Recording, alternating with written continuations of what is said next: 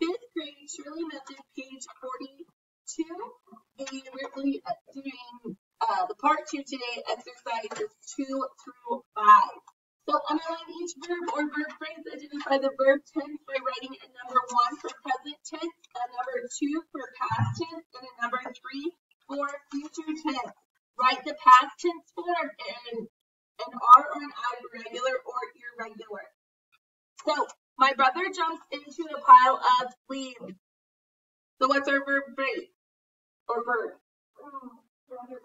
Jump, right? And then is it present, past, or future? Present. So number 1. Okay, what's the past tense form? Jumped. And then is that regular or irregular? Regular, right? Because all you did was you changed the ending. My brother falls into the pile of leaves. What's our verb or verb phrase? Falls. Present, past, or future? Present, past. Well, and regular or irregular? Irregular because you changed the spelling. All right, my brother had jumped into the pile of leaves. Verb or verb phrase? Had jumped. Present, past, or future? Past. So number 2. What is the past tense form? Jumped. Regular or irregular? Regular. My brother will jump into the pile of leaves. What's the verb or verb phrase? Will jump. Present, past, or future? So number 3, past tense. Jump. Regular or irregular? My brother has fallen into the pile of leaves. What is the verb or verb phrase? Has fallen. Is that? This one tripped you up on the last one a little bit. Okay? So is it present, past, or future? Okay, it does kind of sound like past, but has is a what? Is a helping verb that is in what tense? Present. So it's actually present tense, not past tense. Okay. So 1, and then what is the past tense form? Fell. And then regular or irregular? Irregular. Number 6. I will try my best in the spelling bee. What is the verb or verb phrase? Will try. Okay. Present, past, or future? Future. Okay. What is the past tense of try? Tried. Regular or irregular?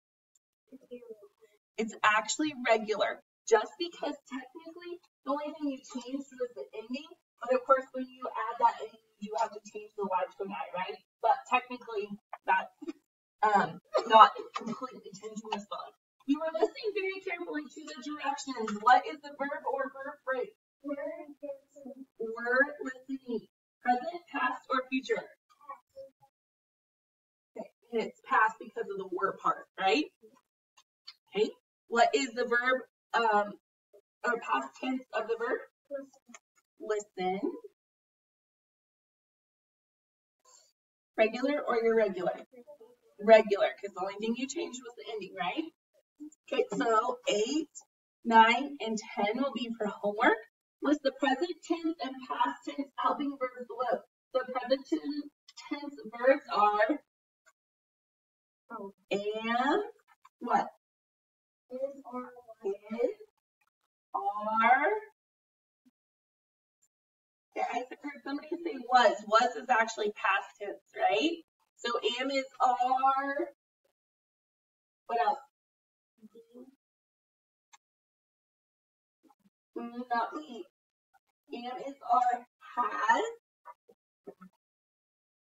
Have. Well, I heard been. It actually goes down here. Do and does for up here, right? And then was, were, had, we already have been, and did. So kind of the am and is kind of goes with was, right? Are, were, had goes with the has, have, did goes with do and does, and then of course been, right? Okay. All right, so first write the 4 principal parts for the verb bark. Then write each participle column, underline the correct answer to identify each helping verb, singular, plural, or neither, in present, past, or future. So the present tense of bark is what? Bark. Okay, what's the past tense of bark? Barks. Have what?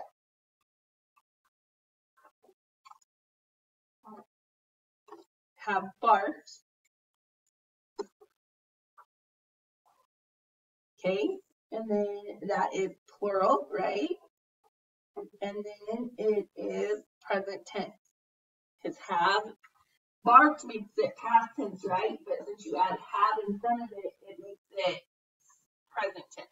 Okay, and then the present participle is are barking. Okay, and then once again it's plural, and it's in, since we used are, it's in the present tense, right? Okay, so now we have go. Okay, what's the present tense? Go. What's the past tense? Went. Past participle is had, gone. Okay, and then it's neither. Okay, and is it present, past, or future? Okay, were, going, plural, and then present, past, or future. Were means that what, guys? Past. Okay, so sometimes when you have the verb phrase, you really have to look at the helping verb, okay? And then that determines it. Okay?